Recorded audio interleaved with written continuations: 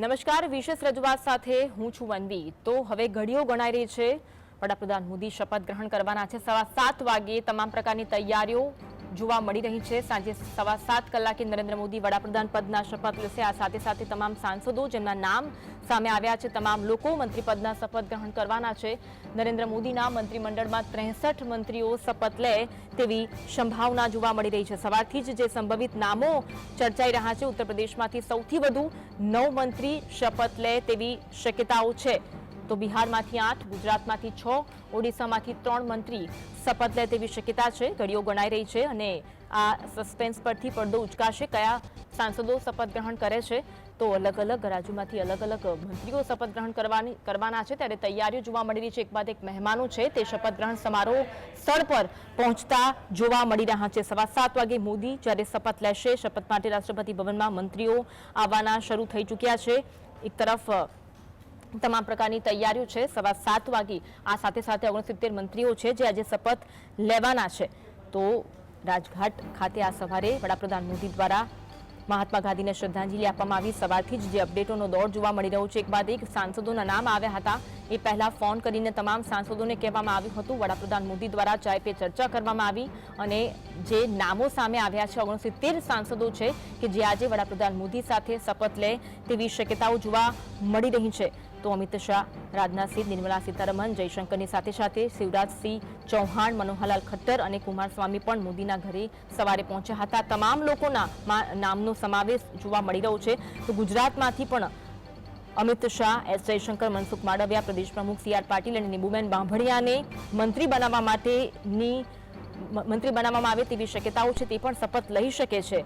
તો જે રીતે અપડેટ મળી રહી છે, હાલમાં શપથ ગ્રહણ સમારોહના જે દ્રશ્યો જોવા મળી રહ્યા છે, થોડી વારમાં શપથ ગ્રહણ સમારોહ શરૂ થશે। ઘડીઓ ગણાઈ રહી છે। અમિત શાહ પણ આ સ્થળ પર પહોંચી ચૂક્યા છે, તેના દ્રશ્યો પણ જોવા મળી રહ્યું છે। એક બાદ એક નેતાઓ આવી રહ્યા છે। શપથ ગ્રહણ સમારોહ સ્થળ પર નેતાઓનો જમાવડો જોવા મળી રહ્યો છે। આ સાથે સાથે દિલ્હી છે તેની આસપાસના સ્થળોમાં પણ તમામ પ્રકારની સુરક્ષા વ્યવસ્થા ગોઠવી દેવામાં આવી છે। રાજભવન ખાતેના દ્રશ્યો કે જ્યાં ભવ્યથી ભવ્ય શપથ ગ્રહણ સમારોહ યોજવામાં આવશે, ઘડીઓ ગણાઈ રહી છે। વિદેશી મહેમાનો પણ પહોંચી રહ્યા છે। અમિત શાહ થોડી વાર પહેલા તેમના દ્રશ્યો પણ આપણે જોયા, તેઓ પણ શપથ ગ્રહણ સમારોહ સ્થળ પર પહોંચ્યા છે। મોટી સંખ્યામાં મહેમાનો છે તે આ શપથ ગ્રહણ સમારોહ સ્થળ પર પહોંચી ચૂક્યા છે। તેના દ્રશ્યો, તમામ પ્રકારની તૈયારીઓ પૂરજોશમાં, સાથે સાથે ચુસ્ત બંદોબસ્તની વચ્ચે શપથ ગ્રહણ સમારોહ યોજાશે। 1040 લોકોને લગભગ બોલાવવામાં આવે તેવી શક્યતા। તો એક બાદ એક નેતાઓ, યોગી આદિત્યનાથના દ્રશ્યો પણ જોવા મળી રહ્યા છે। યોગી આદિત્યનાથ શપથ ગ્રહણ સમારોહ સ્થળ પર પહોંચી રહ્યા છે। લોકોનું અભિવાદન પણ ઝીલતા યોગી આદિત્યનાથ આગળ વધી રહ્યા છે। તો જે રીતે તમામ પ્રકારની તૈયારીઓ છે, સફાઈ કર્મચારી હોય, આ સાથે સાથે યોજનાના લાભાર્થી હોય, તમામ લોકોને આ શપથ ગ્રહણ સમારોહમાં હાજર રહેવા માટે કહેવામાં આવ્યું છે। અમિત શાહ આવી પહોંચ્યા, યોગી આદિત્યનાથ આવી પહોંચ્યા છે, તમામ જે નેતાઓ છે, ભાજપના કાર્યકર્તાઓ છે, તમામ લોકોનો મેળાવડો શપથ સ્થળ પર જોવા મળી રહ્યો છે। તો આ સાથે સાથે વંદે ભારત ચલાવતા 10 પાયલટ છે, તેમને પણ આ શપથ ગ્રહણ સમારોહનો ભાગ બનવા માટે આમંત્રણ આપવામાં આવ્યું છે। કિન્નર સમાજના આગેવાન હોય તે લોકોને પણ શપથ ગ્રહણ સમારોહમાં આમંત્રિત કરવામાં આવ્યા છે। યોગી આદિત્યનાથના દ્રશ્યો કે જેઓ પણ શપથ સ્થળ પર પહોંચી ચૂક્યા છે। તો આ સાથે સાથે શપથ સમારોહની સુરક્ષામાં એસપીજી, રાષ્ટ્રપતિના સુરક્ષા કર્મીઓ, Indo Tibetan border police, Delhi police, ગુપ્તચર એજન્સીઓ, તમામ જે સુરક્ષા વ્યવસ્થા છે તે ગોઠવી દેવામાં આવી છે। કિરણ રિજિજુ પણ આવી પહોંચ્યા છે। એક બાદ એક નેતાઓ, એક બાદ એક સાંસદો છે શપથ સ્થળ પર આવી પહોંચ્યા છે। તો બસ ઘડીઓ ગણાઈ રહી છે, શપથ ગ્રહણ સમારોહ શરૂ થશે। તમામ પ્રકારની તૈયારીઓ, રાજકીય મેળાવડો પણ જોવા મળી રહ્યો છે। એક બાદ એક નેતાઓ છે તે આવી પહોંચ્યા છે।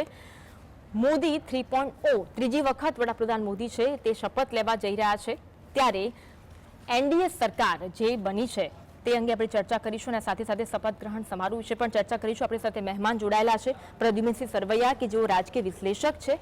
પ્રદ્યુમનસિંહ, આપનું સ્વાગત છે જીએસટીવીમાં। પ્રદ્યુમનસિંહ, જે પરિણામો અને પરિણામ આવ્યા બાદ જે પરિસ્થિતિ જોવા મળી છે, એક જે સૂત્ર ભાજપ દ્વારા કહેવામાં આવ્યું હતું, સબકા સાથ સબકા વિકાસ, કદાચ આ દિવસ માટે જ સબકા સાથ સબકા વિકાસ કહેવામાં આવ્યું હશે તેવું લાગી રહ્યું છે। જી, ક્યાંક ને ક્યાંક બીજેપી પોતાના 10 વર્ષના શાસનમાં પોતાની નીતિ અને નિયતમાં કે એજન્ડામાં ભટક્યો છે, જેના લીધે આજનો આ સમય આવ્યો છે। મતદાર તો પૂરેપૂરો વફાદાર રહ્યો છે। પરંતુ મતદારની એક લિમિટ હોય છે એની સહન શક્તિની, જેને કહેવાય ને કે કેમ કે મોંઘવારી ને બીજા ઘણા બધા વાતો હતી, ઘણા મુદ્દા હતા, એમાંથી ભટકી ગયો છે બીજેપી પોતે. એના લીધે આજે આ ગઠબંધનનો સમય આવ્યો છે. અને સાથે સાથે જે રીતે પક્ષને જે ચાલવાનું હોય છે મુદ્દો સંગઠનને સાથે લઈને, એનાથી વિશેષ પૂરું સત્તા સરકાર પાછલા 5 વર્ષમાં વ્યક્તિ વિશેષ ઉપર વધારે વયું ગયું હતું, ટ્રાન્સફર થઈ ગયું હતું, જેમાં સંગઠનને એ જે કઈ એના જૂના મતદારો એનાથી નિરાશ થયા છે. અને સાથે સાથે વિપક્ષને નબળો સમજ્યા અને એના લીધે જે 400 પારની વાત કરી એ એમાં ક્યાંક ને ક્યાંક અમુક એવા મતદારને જે ચોક્કસ સમૂહને એનો અલગ શંકા ગઈ કે જેનાથી બંધારણને બદલાવી શકે, વધારે લીડ આવે, વધારે બહુમતી આવે. તો એવી અનેક બાબતો જે એમને એક ખાલી સાયકોલોજીકલ ઇફેક્ટ માટે માનતા હતા 400 પ્લસ, જે શક્ય જ નહોતી, પરંતુ એની નેગેટિવ અસર વધુ થઈ. એના લીધે આવું બધું અત્યારે આજનો સમય આવ્યો છે. પરંતુ હવે જે ગઠબંધનને પાસે મતદાર વિશેષ અપેક્ષા તો રાખી નહીં શકે, એટલે મતદારને પણ ઘણું બધું ભોગવવાનું આમાં આવી શકે છે.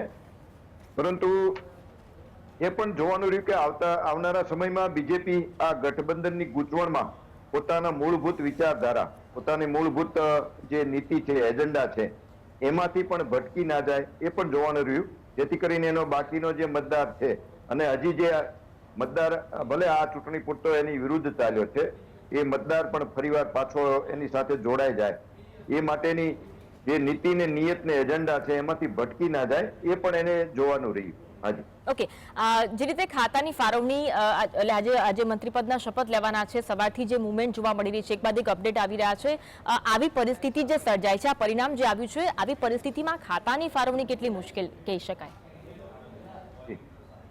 જો કે ઓલરેડી આમ તો ઓવરઓલ લગભગ ખાતાઓ જે વિપક્ષને દેવાના છે, જે ગઠબંધનના સાથીઓને દેવાના છે, એ તો નક્કી થઈ ગયા હશે જ, હું માનું છું ત્યાં સુધી. પરંતુ એ મુખ્ય જે ખાતા છે એ આપણે જે વાત કરી એ તો પાર્ટી પોતાની પાસે જ રાખશે. અને જે ટીડીપી અને જે જેડીયુ છે એની સંખ્યા મુજબ 28 છે. એની સામે મોદીજી પાસે પણ બીજેપી પાસે અને અલગ અલગ બીજા ટેકેદારોનો શક્યતાઓ છે. એટલે એટલું બધું આપણે જે માનીએ છીએ એટલું બધું પ્રેશર ગઠબંધનના સાથીઓ કરશે નહીં.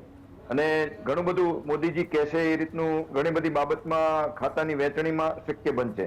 અમુક બાબત એમને જાતિ કરવી પડશે.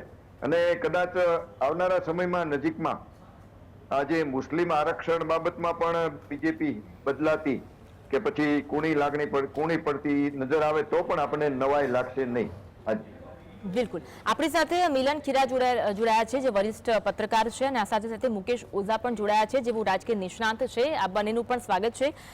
મિલનભાઈ, તમને પૂછવા માંગુ છું, જે રીતે વાત કરી આવી પરિસ્થિતિમાં ખાતાની ફાળવણી કેટલી મુશ્કેલ હોય છે, આ વખતની જો ચૂંટણીની વાત કરીએ, આ વખતની ચૂંટણી માટે મારું કહી શકાય કે જનતાએ એક મજબૂત વિપક્ષને ચૂંટ્યો છે, એવું કહીએ તો કદાચ ખોટું નહીં ગણાય. મિલનભાઈ. જી 100% બેન, આપની વાત સૌ સાચી છે. કારણ કે અત્યારના એવું કહી શકાય કે ભાઈ જેટલું બીજેપી છે એટલું જ સામે વિપક્ષ છે. એટલે આ વખતે જે છે બીજેપી માટે બહુ કપરી કસોટી થવા જઈ રહી છે. અને બીજેપી માટે જે વિકાસલક્ષી જે કાર્યક્રમ એને આગળ વધારવાની જે કરવાનો છે એમાં પણ ક્યાંક ને ક્યાંક અડચણો આવશે. એનું મુખ્યત્વે કારણ શું છે કે અત્યારના અલગ અલગ વિચારધારાઓ વાળા જે પાર્ટીઓ સાથે એનડીએ નું ગઠબંધન થયેલું છે. એક બાજુ બીજેપી હિન્દુત્વની વાત કરે છે, જ્યારે બીજી બાજુ નીતિશ કુમાર અને ચંદ્રબાબુ નાયડુ છે તે મુસ્લિમ તૃષ્ટિકરણની વાત કરે છે.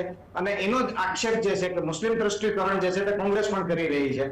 હવે આવો આક્ષેપ જ્યારે બીજેપી કરતી હોય છે ત્યારે પોતાના સાથી પક્ષોને નીતિશ કુમારને અને ચંદ્રબાબુ નાયડુને કઈ રીતના સાથે ચાલી અને સાચવવા અને સાથે ચાલવું તે એક કપરી પરિસ્થિતિ થવા જઈ રહી છે. અને સાથોસાથ જે કંઈ પણ વસ્તુ બનાવ બનશે એની અંદર વિપક્ષ જે છે અત્યાર સુધી ઓછી સીટો હોવાના કારણે જે બીજેપી જે છે તે લોકોની કોઈ વાત સાંભળતું નહોતું અને કોઈ વસ્તુને ધ્યાનમાં લેતું નહોતું. ત્યારે હવે સક્ષમ વિપક્ષ આવવાના કારણે દરેક વસ્તુના મુદ્દાઓ જે છે તે વિગતવાર સંસદની અંદર ડિસ્કશન થઈ શકશે અને એના જવાબ જે છે તે બીજેપી આપવો થોડુંક ફરજિયાત થઈ જશે. કારણ કે પેલા શું હતું કે વિપક્ષ તરીકે પણ મુખ્ય નેતા ન મળે એના માટે થઈને બીજેપીએ વિપક્ષી નેતાનું પદ પણ કોઈને આપેલું નહોતું. ત્યારે આ વખતની જે સંખ્યા જે છે એટલી છે કે હવે વિપક્ષી નેતાનું પદ તો આપવું એ લોકો માટે ફરજિયાત છે. સાથોસાથ સંસદની અંદર ઘણી બધી કમિટી એવી રહેતી હોય છે કે જેમાં વિપક્ષી નેતા જે હોય છે તે કમિટીના ચેરમેન હોય છે, હોદ્દાની રૂએ હોય છે. એટલે ક્યાંક ને ક્યાંક અત્યારે આ વખતની જે સિચ્યુએશન જે છે તે બીજેપી માટે બહુ કપડા ચઢાણ ચડી રહ્યા હોય તેવું દેખાઈ રહ્યું છે. અને જે પોતાનું જે વિચારધારા છે એની સાથે ઓપોઝિટ વિચારધારાને સાથે ચાલી અને કઈ રીતના બેલેન્સ કરી શકશે તે જોવાનું રહ્યું. સાથોસાથ આ વખતે કેવું થયું છે કે ભાઈ ઘણા બધા જે સ્મૃતિ ઈરાની છે, પછી અનુરાગ ઠાકર છે, આ બંને સ્મૃતિ ઈરાની જે છે તે ઇલેક્શન હારી ગયા છે અને અનુરાગ ઠાકર જીતી ગયા છે. પણ આ વખતે એવું કહેવાય છે કે એમને સંગઠનમાં સ્થાન આપવામાં આવશે. એટલે જે લોકો સારા માર્જિનથી જીતેલા હતા, ભૂતકાળમાં સારું કામ કરી ચૂકેલા હતા, એને પણ આ વખતે થોડોક બહારનો દરવાજો દેખાડવો પડશે. એટલે એ લોકોને પણ થોડુંક જે છે ખાટું મોડું થવાનું છે અને એ લોકોને મજા નથી આવવાની કે ભાઈ અમે સારું કામ કર્યું છે છતાં પણ અમને મંત્રીપદ નથી મળી રહ્યું. એટલે ક્યાંક ને ક્યાંક બીજેપીની અંદર ખાને પણ થોડીક નારાજગી દેખાશે. સાથોસાથ આપણે જો શિવરાજસિંહ ચૌહાણની વાત કરીએ કે જે મધ્યપ્રદેશના 4 ટર્મના જે છે તે મુખ્યમંત્રી રહી ચૂક્યા છે અને આ વખતે ખૂબ જ સારી બહુમતી મારા અંદાજે યાદ છે ત્યાં સુધી 8 લાખ આસપાસની મત સાથે શિવરાજસિંહ ચૌહાણ જે છે તે ઇલેક્શન જીતેલા છે. એટલે એમને પણ મહત્વનું સ્થાન આપવું બીજેપી માટે બહુ ફરજિયાત થઈ જશે. અને હવે જોવાનું એ રહે છે કે મંત્રીના જે ખાતાઓની ફાળવણી કરવામાં આવે છે તે કઈ રીતના કરી શકે છે. કારણ કે ચોક્કસ નેતાઓની સાથે જે એના ગઠબંધનની જે પાર્ટીઓ છે તેનો પણ વિરોધ ચાલી રહ્યો છે કે ભાઈ આ નેતાને કેબિનેટ ન મળવી જોઈએ અથવા તો અમુક જે ચોક્કસ મહત્વના ખાતા છે તે ન મળવા જોઈએ. અને નિર્મલા સીતારમણ જે છે એને આપણે જોઈ લીધેલું છે કે ભાઈ એ નાણામંત્રી તરીકે સંપૂર્ણપણે નિષ્ફળ ગયેલા છે, મોંઘવારી ડામવા માટે ખૂબ જ નિષ્ફળ ગયેલા છે. લોકો ઉપર ટેક્સેશનનો ભાર એટલો બધો આવી ગયો છે અત્યારના લોકોને સર્વાઈવ કરવાના પણ ઇશ્યુઝ ક્રિએટ થઈ રહ્યા છે. અને આપણે ન્યૂઝપેપરમાં પણ રોજ વાંચી રહ્યા છે કે ભાઈ રોજ આર્થિક સંકટના હિસાબે લોકો આત્મહત્યા કરી રહ્યા છે. એટલે ત્યારે જે કોઈ પણ નવા વ્યક્તિને ફાઇનાન્સ મિનિસ્ટ્રી આપવામાં આવશે એના માટેનું પહેલું જે કાર્ય રહેશે એવું રહેશે કે મોંઘવારીને બને એટલું ઘટાડવાનું, ઇન્ફ્લેશન રેટ જે છે એને નીચો લઈ આવવાનો અને લોકોને સુખાકારી માટે કઈ રીતનું બજેટ આપી શકે છે. બજેટ પણ તાત્કાલિક આપવું પડશે. એટલે બજેટ કેવી રીતના તૈયાર કરી શકે છે અને કેવું બજેટ આપે છે એના ઉપર લોકોનું ધ્યાન હશે. જી આપને અટકાવવા માંગીશ પ્રદ્યુમનસિંહ, જે રીતના ખાતાની ફાળવણી વાત છે ને CCS ખાતાની વાત થઈ, જે મહત્વપૂર્ણ ખાતાઓ હોય છે નાણાકીય ખાતું, ગૃહ ખાતું, રક્ષા ખાતું, તે કદાચ એટલે ભાજપ તેની પાસે રાખે તેવી શક્યતા છે. આ તરફ છે TDP દ્વારા ક્યાંક માંગ થઈ છે, JDU દ્વારા પણ માંગ કરવામાં આવી છે કે ખાતા તેમને મળે. તે વચ્ચે તમને શું લાગે છે કે આ જે મહત્વપૂર્ણ ખાતાઓ છે ભાજપ તેની પાસે રાખી શકે? જી, રક્ષા ખાતું તો એક વધારે પડતું સેન્સિટિવ ખાતું છે. એટલે એ આ રીતના ઓછી સીટ વાળા, ઓછી સંખ્યા વાળાને આપે એવી શક્યતા ઓછી છે. ભૂતકાળમાં જ્યોર્જ ફર્નાન્ડીસને આપ્યું હતું ખાતું. એ સૌથી મોટું બજેટ પણ છે અને સૌથી સેન્સિટિવ છે. અને એક વડાપ્રધાન શ્રી નરેન્દ્રભાઈ મોદીનું એ એક સપનું છે કે આપણે રક્ષામાં જે રીતે આત્મનિર્ભર થઈ રહ્યા છીએ, આપણું પ્રોડક્શન અહીંયાથી થઈ રહ્યું છે. એવી ઘણી બધી બાબતો છે કે જે પોતે જ બીજેપી પોતાના હાથમાં રાખે તો એમાં પૂર્ણ સફળતા મેળવી શકે. અને એમાં પણ આ બધા તોલ મોલ કે બોલ કરીને પણ કોઈ પણ સંજોગોમાં એ જે મહત્વના ખાતા છે એ બીજેપી પોતાની પાસે રાખવા સફળ થશે. અને એની સામે R&B, રોડ એન્ડ બિલ્ડિંગ છે, કૃષિ છે, હેલ્થ છે, એ પણ બીજા અલગ મહત્વના ખાતા છે શહેરી વિકાસને. એમાં એ ખાતાઓ કદાચ આ ડિપાર્ટમેન્ટ આ પક્ષોને આપી શકે છે અને એનાથી પણ એ પક્ષને સંતોષ થઈ શકશે, એમાં કોઈ સવાલ નથી. હાજી જી બિલકુલ. મુકેશભાઈ, તમને પૂછવા માંગુ છું, એક તરફ અજીત પવાર દ્વારા સ્ટેટમેન્ટ સામે આવ્યું કે કેબિનેટથી નીચું તમને કંઈ ખપે નહીં, પરંતુ તેમણે કીધું કે ગઠબંધનમાં કોઈ વાંધો નથી, ગઠબંધન તો યોગ્ય છે, પરંતુ અત્યારથી ક્યાંક બળવાનો સૂર આ કહી શકાય ખરો? જો તમે અત્યારે કદાચ ટીવીની અંદર ચિત્ર જુઓ તો જે પહેલી હરોળની અંદર જે ગોઠવાઈ રહ્યા છે એમનું સ્થાન લગભગ નિશ્ચિત છે એવું દેખાઈ જાય છે. મોદી હે તો મુમકિન હે, હવે આ સૂત્ર નહીં ચાલે. મોદી હે તો NDA હે, આ સૂત્રને પુરવાર મોદી સાહેબે કરવું પડશે. મોદી સાહેબના સ્વભાવમાં પરિવર્તન ક્યાંક કરવું પડશે. મોદી સાહેબનો સ્વભાવ દેશ નહીં આખી દુનિયા જાણે છે. એટલે એ આ એક ગઠબંધનને લઈને ચાલવું, એ અગ્નિપથ પર ચાલવું, આ એક કાંટાનો તાજ હોય છે. એટલે ઘણી બધી સમસ્યાઓ આજુબાજુથી ઘેરાયેલી હોય છે દરેક પક્ષોની ડિમાન્ડ સાથે કઈ માનસિકતાથી એ કામ પૂરું પાડવું એ એક ચેલેન્જિંગ જોબ હોતી હોય છે. દરેકને પોર્ટફોલિયો મળે એ પોસિબિલિટી રહેતી નથી, પરંતુ એક પક્ષને સેટિસ્ફાઈડ કરવાનો પ્રયત્ન કરે છે. જે બી જેડીયુ હોય, એનડીએ હોય, કે જે બી પક્ષ છે પક્ષને સેટિસ્ફાઈડ કરવાનો પ્રયત્ન કરવાનો એમનો પ્રયાસ રહેતો હોય છે. હવે પરંતુ જે યુસીસી છે, સીએએ છે, એનઆરસી છે, આવા મુદ્દાઓ ઉપર સંઘર્ષના એંધાણ દેખાઈ રહ્યા છે. આ જોડાણની નીતિની અંદર વન નેશન વન ઇલેક્શન કદાચ આ પાસ કરાવીને 1-1.5 વર્ષે જો ફરી કદાચ ચૂંટણી આવે તો કોઈ પણ નવાઈ નહીં. કારણ કે હમણાં જ બંગાળના મુખ્યમંત્રી મમતા બેનર્જીએ એક ચોંકાવનારું નિવેદન કર્યું છે કે આ સંગઠન કેટલું ટકે છે, અમે અમારી તૈયારીમાં લાગેલા છીએ, આ લાંબુ નહીં ટકે અને અમે ઇન્ડિયા સરકાર બનાવવા જઈ રહી છે, આવું સ્ટેટમેન્ટ પણ આપે છે. એમને ખબર છે કે જ્યારે એનડીએ સરકાર બની રહી છે છતાં એક માનસિકતા ડેવલપ કરવા માટે, જનમાનસ ડેવલપ કરવા માટેના આ ચૂંટણી પછી પણ જો આવા ઉદ્બોધન થતા હોય એટલે ગંદી રાજનીતિનું ચિત્ર હજુ પણ આપણને દેખાય છે. જ્યારે સરકાર બનાવવા જઈ રહી હોય ત્યારે વિપક્ષની ભૂમિકા અહમ હોય છે. વિપક્ષ કદાચ એ વિચાર્યું પણ નહીં હોય કે અમને આટલી બહુમતી મળશે તો હવે એ ચોપડા શોધવા માંડશે, હવે પોતાના ડેટા કલેક્ટ કરવા માંડશે, હવે એમનો અભ્યાસ કરવો પડશે કે અમારા સંસદની અંદર કયા પ્રશ્નો ઉઠાવવા, કયા વધુ એના ઉપર ભાર મૂકવો, કયા પ્રશ્નો ઉપર લડાઈ આપવી. એટલે આ ચેલેન્જિંગ જોબ હોતી હોય છે. એટલે સરકાર મોદી સાહેબે સાબિત કર્યું છે, વિશ્વ લેવલ નોંધ લીધી છે, દેશ આખું જોઈ રહ્યું છે. પરંતુ જે તુષ્ટિકરણની નીતિના છે, ધર્મની રાજનીતિમાં કદ ઓછું થશે, તુષ્ટિકરણની નીતિમાં કદ વધશે. કારણ કે દેશ જે પક્ષને સાથે લઈને ચાલે છે તો એમની ભાવનાને એ એનડીએ સમજવી પડે અને એ પ્રમાણેની દિશા આજે નક્કી થવા જઈ રહી છે. જે પણ આપણને અત્યારે જે રીતે ધર્માચાર્યને બોલાવવામાં આવ્યા છે, કદાચ આ આમંત્રણની અંદર પણ તો મને એવું લાગે છે કે મોદી સાહેબ કંઈક ને કંઈક પોતાનો જે રોડમેપ છે 2047ના રોડમેપને અખંડ રાખવા માંગે છે, એના ઉપર કામ કરવા માંગે છે. એ અડીખમ ઉભા છે એવી એમની સ્ટ્રોંગ રણનીતિ દેખાઈ રહી છે. પરંતુ આ સ્ટ્રોંગ રણનીતિની અંદર આ વિપક્ષના લોકો કેટલું સમર્થન આપે છે, કેટલો સહયોગ આપે છે. હા, જ્યારે એમને દેશ તરફથી નેતાઓને એ સમજણ આવી જશે કે નહીં ખરેખર દેશ માટે યોગ્ય પગલું છે, મોદી સાહેબ એ સમજાવવામાં ક્યાંક સફળ થતા હોય છે અને એ કૂટનીતિજ્ઞ દ્વારા એ સફળ થતા હોય છે. પરંતુ મને અહીંયા 3 ચહેરા ઉપર વધુ ચિંતન કરવું યોગ્ય છે. શિવરાજસિંહ, ભારતીય જનતા પાર્ટીને પ્રમુખ પદ આપી શકાય એમ સંભાવના દેખાઈ રહી છે.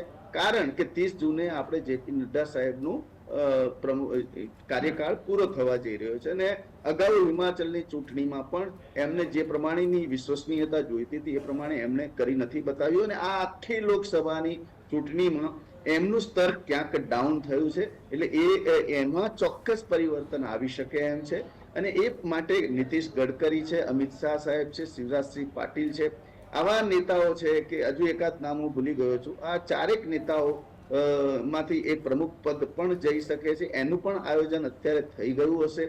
આ ચિત્ર જોયા પછી જે ગૃહમંત્રીનો ભાગ છે, જેમ અગાઉ વાત કરી કે ભાઈ ગૃહમંત્રી અમિત શાહ સાહેબ માટે કદાચ પડકારરૂપ પદ છે અત્યારે એમના માટે, એ વાત બહુ સાચી છે. પરંતુ જો પીઓકે લેવાની વાત હોય તો ધર્મવાદની વાત હોય, સનાતનની વાત હોય, રાષ્ટ્રનીતિની વાત હોય તો એની અંદર અમિત શાહ ચાલે.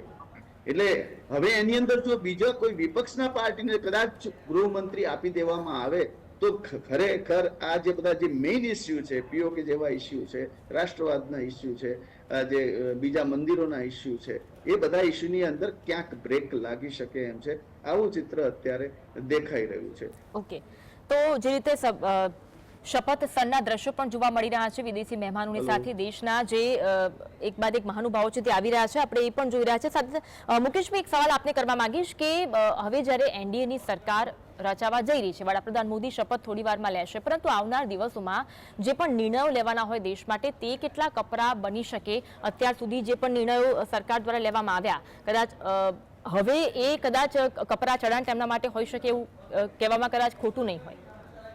ના, એમાં એવું છે કે 240-42 નો જે આંકડો છે, હવે એની અંદર એ 272 પૂરા કરવામાં જે નાના નાના દળો છે હવે આપણે અત્યારે અહીંયા જો ચિત્ર જુઓ કે અપના દલ હોય કે રામવલે આઠવલેજી હોય, જે રાજ્યસભાના મેમ્બર છે, ચૂંટણી નથી જીત્યા છતાંય પદ માંગી રહ્યા છે. આપણે જયંત ચૌધરી છે, જે નાના નાના પક્ષો છે ને એ પણ ક્યાંક પદ માંગી રહ્યા છે. એમને એ 5 સાંસદોમાંથી કદાચ એ એક પક્ષને ન્યાય આપે, પરંતુ જે નિર્ણય લેવાની વાત છે એની અંદર બહુ ટેન્શન એટલા માટે અત્યારે હાલમાં નથી દેખાતું.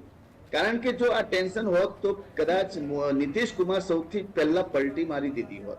કારણ કે ઇન્ડિયા ગઠબંધનને એ કોઈ સંખ્યાબળ અત્યારે દેખાતું નથી. એમની પાસે કોઈ સંખ્યાબળ અત્યારે નથી કે 233 થી લઈને 272 નો આંકડો પાર કરે. એટલે હજુ તો એમાં 28 અલગ વિચારધારાના લોકો છે. ત્યારે અહીંયા તો મોદી સાહેબ કદાચ 2 વિચારધારાને ક્યાંક પાળવી પડે, એમ આવો શબ્દ એટલા માટે વાપરું છું કે એ મોદી સાહેબ એમને સમજાવી શકે અને પોતાનું કામ આગળ વધારી શકે. ચેલેન્જિંગ છે, નો ડાઉટ ચેલેન્જિંગ જોબ છે, કારણ કે એ પોતાના વિસ્તારમાં જાય છે, એ પોતાના જે મુદ્દા ઉપર લડીને જો સંસદની અંદર આવતા હોય એટલે એના એવા મુદ્દા ઉપર પાછી પાની કરવાની આવે, પરંતુ એવા કોઈ ખાસ એક મુસ્લિમ તુષ્ટિકરણ જેવા અને બીજા કોઈ એવા મુદ્દા ઉપર સિવાય એમના જે અંગત કેસો છે, જે કોઈ પણ કરપ્શનના કેસો છે, કોઈ બીજા અન્ય ટાઈપના જે કેસો છે, એની ઉપર જે ઈડી, સીબીઆઈ, સીઆઈ આ બધાનું જે દબાણ હોય છે, એની અંદર જેમ મહારાષ્ટ્રમાં થયું આની અંદર આવનારા નેતાઓની સાથે એ પણ સહાનુભૂતિ આવે એવું એના થકી નિર્ણયો પાસ કરાવી શકે એમ છે. બહુમતી છે, બહુમતીની સંખ્યા 272 કરતા ઘણ વધારે છે. એટલે મને એવું નથી લાગતું કે અત્યંત કપરી પરિસ્થિતિની અંદર ભારતીય જનતા પાર્ટીની સરકાર છે. એ સ્થિતિ અત્યારે નથી. હા, કદાચ 272 નો માંડ આંકડો પાર કર્યો હોય ત્યારે આ બધા જ પ્રશ્નો એક નેતાના પ્રશ્નો ચેલેન્જિંગ હોય, પરંતુ અત્યારે એક સશક્ત ભૂમિકામાં ભારતીય જનતા પાર્ટી છે. એ આખું વિપક્ષ 233માં સમેટાઈ ગયું હોય ત્યારે આ 240 લાવનારી પાર્ટીની એક તાકાત તો હોય છે. અને મોદી સાહેબની ખુમારી છે અને મોદી સાહેબ ઉપર કોઈ એવો આક્ષેપ નથી, કોઈ એમના ઉપર એવા કૌભાંડનો આક્ષેપ નથી. વિશ્વસનીયતામાં, દેશની વિશ્વસનીયતામાં, જે ગુડવિલની વિશેષતામાં એમનો અંક વધ્યો છે. તમે ઓલ ઓવર વર્લ્ડનું જ્યારે મેપિંગ કરતા હોય ત્યારે વિશ્વના નેતાઓમાં પણ મોદી ઊંચું બતાવવામાં આવી રહ્યું છે. એટલે આ એક લાભકારી જે ભાગ છે એ ભારતીય જનતા પાર્ટીના પક્ષે છે. જી બિલકુલ. આપ તમામ મહાનુભાવોનો આભાર જીએસટીવી સાથે જોડાવા માટે. તો બસ હવે ઘડીઓ ઘડાઈ રહી છે. શપથ વિધિ થોડી વારમાં શરૂ થશે. એક બાદ એક મહાનુભાવો છે તે આવી રહ્યા